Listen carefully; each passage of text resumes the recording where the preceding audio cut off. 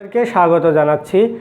আজকে আমাদের ক্লাসটি হলো ক্লাস 7 এর জন্য English second paper present indefinite টেন্সের পার্ট 2। আমরা গতকাল প্রেজেন্ট ইনডেফিনিট টেন্স কাকে বলে উহার স্ট্রাকচার আলোচনা করেছিলাম। আমরা শিখেছিলাম প্রেজেন্ট ইনডেফিনিট টেন্স কাকে বলে, অর্থাৎ এর ডেফিনেশন বা সংজ্ঞা, যে কাজ বর্তমানে হয় অভ্যাসগত ও চিরন্তন সত্য বোঝায় তাকে প্রেজেন্ট ইনডেফিনিট টেন্স বলে। আমরা স্ট্রাকচার অর্থাৎ প্রেজেন্ট ইনডেফিনিট টেন্সের চিনার উপায় শিখেছিলাম। রস্যই অন্তস্থীয় ও এ ইত্যাদি বাংলা ক্রিয়ার সাথে যুক্ত থাকে। ইংলিশে আমরা স্ট্রাকচার শিখেছিলাম সাবজেক্টের পরে ভার্বের প্রেজেন্ট ফর্ম, তারপরে অবজেক্ট বসবে। আমরা আরও আলোচনা করেছিলাম subject third person singular number হলে এই ভার্বের প্রেজেন্ট ফর্মের সাথে এস অথবা ইএস যুক্ত হয়। আমরা আরও শিখেছিলাম কোনো ভার্বের শেষ বর্ণটা অর্থাৎ শেষ লেটারটা যদি কনসোনেন্ট হয় তখন যুক্ত হবে এস, আর শেষ বর্ণটা যদি হয় ভাওয়েল তখন যুক্ত হবে ইএস। আরও শিখেছিলাম কোনো ভার্বের শেষ বর্ণটি যদি ই হয়, ই থাকে, তখন শুধু যুক্ত হবে এস। অর্থাৎ subject third person singular number হলে ভার্বের সাথে এস বা ইএস যুক্ত হবে। কখন এস যুক্ত হবে? যখন ভার্বের শেষ বর্ণটা বা শেষ লেটারটা কনসোনেন্ট হবে তখন যুক্ত হবে এস। ভার্বের শেষ বর্ণটা যখন ভাওয়েল হবে তখন যুক্ত হবে ইএস। ভার্বের শেষ বর্ণটা যখন ই থাকবে তখন যুক্ত হবে শুধু এস। এছাড়াও আমরা আলোচনা করেছিলাম এর নেগেটিভ রূপ, কিভাবে প্রেজেন্ট ইনডেফিনিট টেন্সকে নেগেটিভ করতে হয়। তখন আমরা শিখেছিলাম সাবজেক্টের সাথে ডো নট বা ডোন্ট, তারপর ভার্বের প্রেজেন্ট ফর্ম। সাবজেক্টের সাথে ডাজন্ট, ভার্বের প্রেজেন্ট ফর্ম। অর্থাৎ সাবজেক্টের সাথে ডোন্ট অথবা ডাজন্ট যুক্ত করলে এটা নেগেটিভ হয়। যেমন আই ডোন্ট ডু, আমি করি না। আই ডোন্ট ইট, আমি খাই না। আই ডোন্ট রাইট, আমি লিখি না। একইভাবে সাবজেক্ট যদি থার্ড পারসন সিঙ্গুলার নাম্বার হয় অর্থাৎ হি শি ইট, কোনো ব্যক্তির নাম, ছেলে হোক অথবা মেয়ে হোক, অর্থাৎ subject third person singular number হলে তখন হবে ডাজন্ট। হি ডাজন্ট ডু, সে করে না। হি ডাজন্ট ইট, সে খায় না। হি ডাজন্ট প্লে, সে খেলাধুলা করে না। এই ছিল আমাদের গতকালের ক্লাস বা প্রিভিয়াস ক্লাস। আজকে আমরা আলোচনা করব প্রেজেন্ট ইনডেফিনিট টেন্সের পার্ট 2, অর্থাৎ এটা ইন্টারোগেটিভ বা প্রশ্নবোধক রূপ। তার আগে আমরা ইন্টারোগেটিভ রূপ দেখার আগে সাবজেক্টগুলো লিখি। I, we, you, he, she, they. একজন ব্যক্তির নাম লিখি মিনা। এগুলা যদি আমরা সাবজেক্ট ধরি, আই এবং we first person, you second person, he she they Meena এগুলা থার্ড পারসন। থার্ড পারসনের মধ্যে হি একজন, শি দ্বারা একজনকে বোঝায়, দে দ্বারা অনেকজনকে বোঝায়, মিনা দ্বারা একজনকে বোঝায় অর্থাৎ singular. He singular, she singular বা একবচন, দে প্লুরাল বহুবচন, মিনা সিঙ্গুলার অর্থাৎ একবচন। এই যদি আমাদের সাবজেক্ট হয়, যখন আমরা প্রেজেন্ট ইনডেফিনিট টেন্সকে ইন্টারোগেটিভ করব, ইন্টারোগেটিভ অর্থাৎ প্রশ্নবোধক করব, তখন আমরা কি করব? সাবজেক্টের আগে দিব do, do, do. Third person singular number হলে দিব ডাজ, অর্থাৎ he third person singular number, এর জন্য হি এর জন্য কি does. She third person singular number, she এর জন্য কি হবে? ডাজ। দে থার্ড পারসন কিন্তু প্লুরাল নাম্বার, এটা সিঙ্গুলার নয়, দের জন্য হবে কি? দের সাথে হবে do. Meena third person, Meena দ্বারা একজন মেয়েকে বোঝায়, এর জন্য এখানে হবে কি? ডাজ। অর্থাৎ সাবজেক্টের আগে, সাবজেক্টের শুরুতে, সাবজেক্টের পূর্বে আমরা ডু অথবা ডাজ ব্যবহার করব। তারপরে দিব ভার্বের প্রেজেন্ট ফর্ম। যেখানে যদি আমি ভার্বকে ধরি ইট, ইট, ইট, ইট, ইট, ইট, ইট, অর্থাৎ ভার্বের প্রেজেন্ট ফর্ম। তাহলে আমার এটা কি হবে? অবজেক্ট পছন্দ মতো বা সামঞ্জস্যপূর্ণ অবজেক্ট বসাবো, প্রশ্নবোধক চিহ্ন দিব। সব কিছুর বেলা প্রশ্নবোধক চিহ্ন দিব, আমার ইন্টারোগেটিভ হয়ে যাবে। আশা করি বুঝতে পেরেছ। আবার বলতেছি, সাবজেক্টের আগে ইন্টারোগেটিভ যখন আমি করব প্রেজেন্ট ইনডেফিনিট টেন্সকে, সাবজেক্টের আগে আমি বসাবো ডু অথবা সাবজেক্টের আগে বসাবো কি? ডাজ। যখন ডু এবং ডাজ সাবজেক্টের প্রথমে বসবে, এই সাবজেক্টের প্রত্যেকটা লেটার আই ছাড়া এই প্রত্যেকটা লেটার স্মল লেটার হয়ে যাবে, কারণ সেন্টেন্সের প্রথম বর্ণ বড় হাতের হয়, মাঝের বর্ণ বড় হাতের হয় না। You, he, she, they, Mina নামের প্রথম অক্ষর বড় হাতের হবে। প্রিয় শিক্ষার্থীরা, আশা করি বুঝতে পেরেছো আমরা কিভাবে প্রেজেন্ট ইনডেফিনিট টেন্সকে ইন্টারোগেটিভ করব। সাবজেক্টের শুরুতে বসাবো ডু, আর থার্ড পারসন সিঙ্গুলার নাম্বার হলে বসাবো কি does. Does he, does she, do they, does Meena. এবার ইট দিয়ে আমরা পড়ি। এবার ডু আই ইট, আমি কি খাই। ডু উই ইট, আমরা কি খাই। ডু ইউ ইট, তুমি কি খাও। এভাবে ডাজ হি ইট, সে কি খায়। ডাজ শি ইট, সে কি খায়। ডু দে ইট, তাহারা কি খায়। ডাজ মিনা ইট, মিনা কি খায়। এ হলো আমাদের ছোট সেন্টেন্স। এবার আমরা ইচ্ছা করলে বড় করতে পারবো। ডু আই ইট রাইস, আমি কি ভাত খাই। ডু আই ইট অ্যাপেল, আমি কি আপেল খাই। Do we eat balance diet, আমরা কি সুষম খাবার খাই। ডু ইউ ইট ম্যাঙ্গো, তুমি কি আম খাও। ডু ইউ ইট ফিশ, তুমি কি মাছ খাও। অর্থাৎ আমি সেন্টেন্সটা অবজেক্ট পছন্দ মতো বা আমি ভার্বের সাথে সামঞ্জস্য রেখে অবজেক্ট বসিয়ে সেন্টেন্সটাকে বড় করতে পারবো। এবার আমরা অসংখ্য কোশ্চেন, অসংখ্য প্রশ্ন আমাদের দৈনন্দিন জীবনে আমরা করতে পারবো। তাহলে আমরা স্ট্রাকচারটা মনে রাখবো। সাবজেক্টের আগে কি বসাবো আমরা, ডু অথবা ডাজ। সাবজেক্টের আগে কি বসাবো, ডু অথবা ডাজ, তারপরে সাবজেক্ট, তারপরে ভার্বের প্রেজেন্ট ফর্ম। তাহলে আমাদের কি হবে, ইন্টারোগেটিভ হবে। এবং ডু আই ড্রিঙ্ক, আমি কি পান করি। ডু আই ইট, আমি কি খাই। ডু আই স্টাডি, আমি কি লেখাপড়া করি। একইভাবে যদি দেখি ডু ইউ, এখানে আমি পছন্দ মতো ভার্ব বসাই। ডু ইউ স্টাডি, তুমি কি লেখাপড়া করো। ডু ইউ ড্রিঙ্ক, তুমি কি পান করো। Do you drink clean water, তুমি কি পরিষ্কার পানি পান করো। Do you drink safe water. Do you drink pollute water, তুমি কি দূষিত পানি পান করো। অর্থাৎ আমি এখানে পছন্দ মতো ভার্ব, যে কোনো ক্রিয়া বসিয়ে আমি অসংখ্য প্রশ্ন তৈরি করতে পারবো। আশা করি আমরা আইডিয়াটা বুঝতে পেরেছি। এই পর্যন্ত আমরা আলোচনা করলাম প্রেজেন্ট ইনডেফিনিট টেন্সের অ্যাফার্মেটিভ রূপ, নেগেটিভ রূপ এবং ইন্টারোগেটিভ রূপ। প্রত্যেকটা টেন্সের মধ্যে আমাদের 5টা রূপ পাবো আমরা সেন্টেন্সের। অ্যাফার্মেটিভ হাবোধক, নেগেটিভ নাবোধক, ইন্টারোগেটিভ প্রশ্নবোধক, নেগেটিভ ইন্টারোগেটিভ নাবোধক প্রশ্নবোধক, WH কোশ্চেন। এরকম 5টা রূপের সেন্টেন্স পাবো। আমরা 3টা আপাতত আলোচনা করলাম, নেক্সট আলোচনা ইনশাল্লাহ পরে হবে। এবার আমরা আসি ফার্স্ট ইনডেফিনিট টেন্স।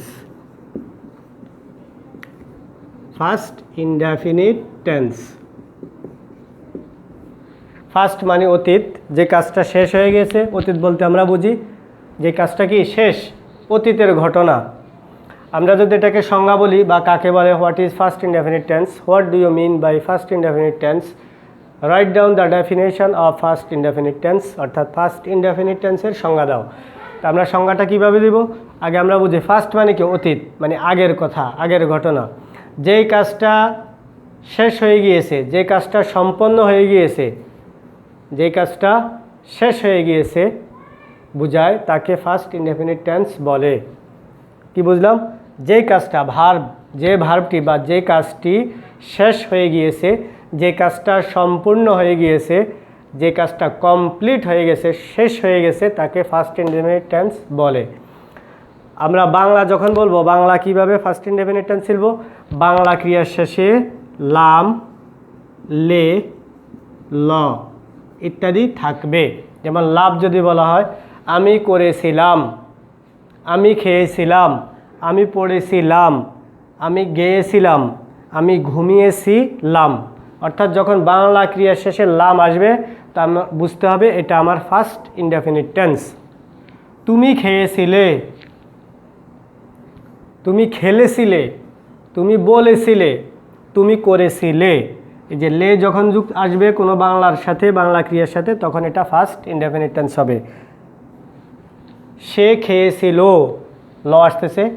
সে করেছিল, তাহারা গিয়েছিল, এই যে লো, লাম লে ল, লাম লে ল যখন বাংলা ক্রিয়ার শেষে আসবে তো এটা হবে আমার ফার্স্ট ইনডেফিনিট টেন্স। আশা করি আইডিয়াটা পেয়েছো তোমরা। ফার্স্ট ইনডেফিনিট টেন্স কাকে বলে? যে কাজ অতীতকালে বা পূর্বে বা আগেই শেষ হয়ে গিয়েছে, সম্পূর্ণ হয়ে গিয়েছে, তাকে ফার্স্ট ইনডেফিনিট টেন্স বলে। আমরা ফার্স্ট ইনডেফিনিট টেন্স কীভাবে চিনব? এটা চিনার উপায় কি? আমার বাংলা ক্রিয়ার শেষে লাম লে ল থাকবে। গুরুত্বপূর্ণ জিনিসগুলো নোট করে নিও। লাম লে ল থাকবে। এবার স্ট্রাকচার ইংরেজি আমরা কিভাবে গঠন করব? গত ক্লাসে আমরা আলোচনা করেছিলাম ভার্বের 3টে রূপ রয়েছে, প্রেজেন্ট, ফার্স্ট, ফার্স্ট পার্টিসিপল, অর্থাৎ verb 1, verb 2, verb 3। Do, did, ডান।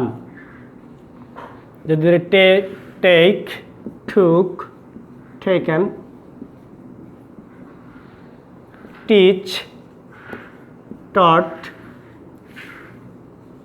টট, অর্থাৎ এটা হলো ভার্বের ফার্স্ট ফর্ম। আমরা যখন ফার্স্ট ইনডেফিনিটের ফার্স্ট ইনডেফিনিট টেন্সের স্ট্রাকচার লিখবো, আমরা খেয়াল রাখবো ফার্স্ট ইনডেফিনিট টেন্সে ভার্বের ফার্স্ট ফর্ম বসবে। আমরা যেরকম বলছিলাম প্রেজেন্ট ইনডেফিনিট টেন্সে ভার্বের বসবে present form, but past indefinite টেন্সে ভার্বের বসবে ফার্স্ট ফর্ম, অর্থাৎ ভার্ব 2। প্রথমে সাবজেক্ট, তারপর ভার্বের এ ফর্মটা, মাঝের ফর্মটা, অর্থাৎ ভার্ব 2। তারপরে পছন্দ মতো বা সামঞ্জস্যপূর্ণ অবজেক্ট, ভার্বের সাথে সামঞ্জস্য রেখে অবজেক্ট। তাহলে প্রথমে বসবে সাবজেক্ট, তারপর বসবে ভার্বের ফার্স্ট ফর্ম, তারপরে বসবে কি? অবজেক্ট। এবার আমরা এক্সাম্পল দেই। সাবজেক্টগুলো লিখি আই, উই দুইটা first person, you second person, he third person, she third person, they third person, যে কোনো ব্যক্তির নাম থার্ড পারসন। তাহলে আমরা প্রেজেন্ট ইনডেফিনিট টেন্সে বলেছিলাম আই ডু, আমি করি। এখানে দিব কি? আই ডিড, আমি করেছিলাম। উই ডিড, আমরা করেছিলাম। ইউ ডিড, তুমি করেছিলে। হি ডিড, সে করেছিল। শি ডিড, সে করেছিল। দে ডিড, তাহারা করেছিল। রানা ডিড, রানা করেছিল। ফার্স্ট ইনডেফিনিট টেন্সে আমাদের একটা সুবিধা রয়েছে, এখানে সকল পার্সনের সাথে একই রকম ভার্ব হবে, ভার্বের সাথে কোনো অ্যাজ বাই এস কিছুই নেই, আমাদের কোনো টেনশন বা চিন্তা করার কোনো প্রয়োজন নেই। এবার আমি পছন্দ মতো এখানে অবজেক্ট বসাই সেন্টেন্সটা বড় করতে পারি। আই ডিড মাই ডিউটি, আমি আমার দায়িত্ব পালন করেছিলাম। I did my duty properly, আমি আমার দায়িত্ব পালন করেছিলাম ঠিক মতো। I did my duty properly. আমি আরও বড় করতে পারবো, ঠিক একইভাবে we did our duty, we did our duty properly. You did your duty properly. He did his duty properly. She did her duty properly. They did their duty properly. Rana did his duty properly. I did my duty properly, আমি আমার দায়িত্ব ঠিকমতো পালন করেছি। We did our duty properly, আমরা আমাদের দায়িত্ব ঠিকমতো পালন করেছি। You did your duty properly, তুমি তোমার দায়িত্ব ঠিকমতো পালন করেছিল। এভাবে সে তার দায়িত্ব পালন করেছিল, তাহারা তাহাদের দায়িত্ব পালন করেছিল, রানা তার দায়িত্ব ঠিকভাবে পালন করেছিল। এবার আমি ডিডের পরিবর্তে অন্য একটা ভার্ব ব্যবহার করি। যার একটা ভার্ব আছে রাইট, লেখা। রাইটের ফার্স্ট ফর্ম কি? রোট, ভার্ব 2, WROT, রোট। আই রোট, আমি লিখেছিলাম। উই রোট, আমরা লিখেছিলাম। ইউ রোট, তুমি লিখেছিলে। হি রোট, সে লিখেছিল। শি রোট, সে লিখেছিল। দে রোট, তাহারা লিখেছিল। রানা রোট, রানা লিখেছিল। অর্থাৎ রাইট, রাইট ভার্বের ফার্স্ট ফর্ম রোট, সাবজেক্টের সাথে দিলাম ভার্ব 2, এটা ফার্স্ট ফর্ম হলো। এবার আমি পছন্দ মতো অবজেক্ট বসাই। আই রোট আ লেটার, আমি একটি চিঠি লিখেছিলাম।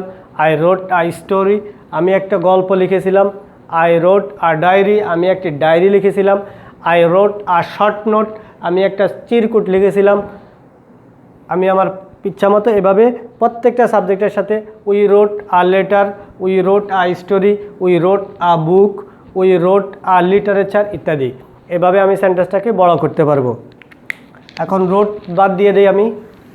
টিচ শিক্ষা দেওয়া, টিচের ফার্স্ট টেন্স কি টট। আই টট আমি শিক্ষা দিয়েছিলাম English. I taught a good lesson আমি একটা ভালো লেসন ভালো উচিত শিক্ষা দিয়েছিলাম। এইভাবে সবগুলোর সাথে একইভাবে আমি সেন্টেন্স শত শত সেন্টেন্স তৈরি করতে পারবো। একটা সেন্টেন্স ধরে আমি সেল বিক্রি করা, সেলের ফার্স্ট ফর্ম কি সোল্ড, বিক্রি করেছিলাম।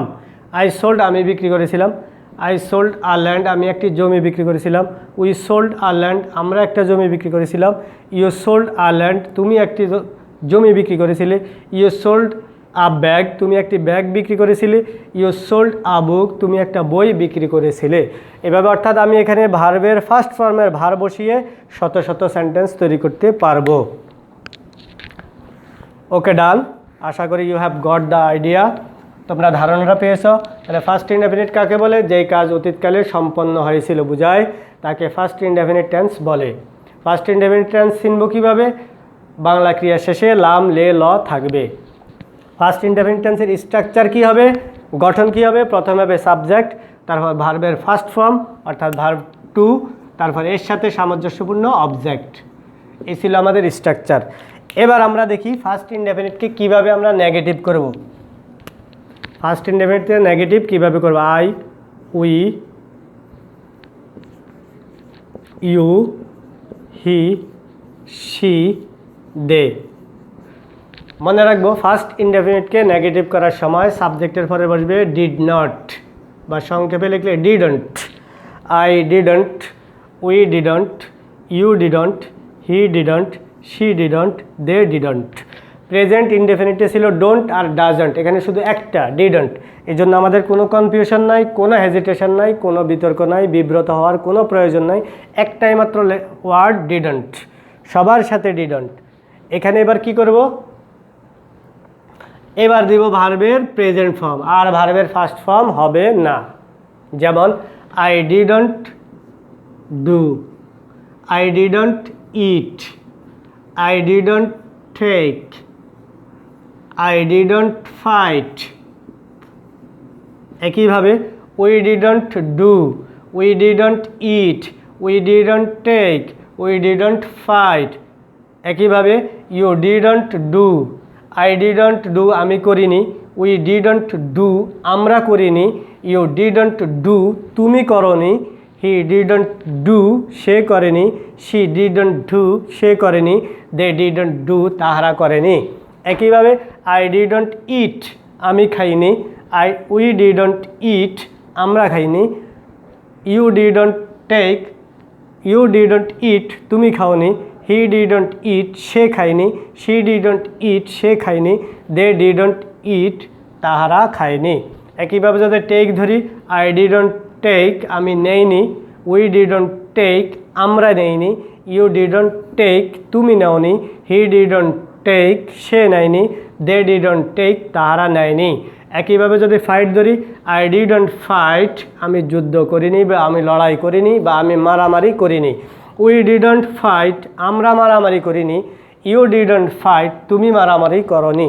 একইভাবে সব সাবজেক্ট দিয়ে হবে, অর্থাৎ প্রথমে দিব আমি সাবজেক্ট, তারপরে দিব ডিডন্ট, তারপরে পাস্ট টেন্স মনে করে আমরা ভার্বের ফার্স্ট ফর্ম দিব না, আমরা দিব ভার্বের প্রেজেন্ট ফর্ম, অর্থাৎ ডু নট, ডাজন্ট, ডিডটের পরে ভার্বের প্রেজেন্ট রূপ বা প্রেজেন্ট ফর্ম অথবা রুট ফর্ম বা বেস ফর্ম বসে। এ হলো আমাদের ফার্স্ট ইনডেফিনিট টেন্সের নেগেটিভ রূপ। ওকে ডান। তাহলে প্রিয় শিক্ষার্থীরা, আজকে আমরা কি শিখলাম? ফার্স্ট ইনডেফিনিটের ডেফিনেশন বা ফার্স্ট ইনডেফিনিট কাকে বলে, ফার্স্ট ইনডেফিনিটের চিনব কীভাবে, চিনার উপায়, লাম লে ল থাকবে, তার ফার্স্ট ইনডেফিনিট স্ট্রাকচার শিখলাম, সাবজেক্টের পরে ভার্বের ফার্স্ট ফর্ম বা ভার্ব টু। আরও কি শিখলাম? ফার্স্ট ইনডেফিনিট টেন্সকে নেগেটিভ করতে সাবজেক্টের সাথে হবে ডিডন্ট, ভার্বের হবে প্রেজেন্ট ফর্ম। এই ছিল আজকে আমাদের আলোচনার বিষয়।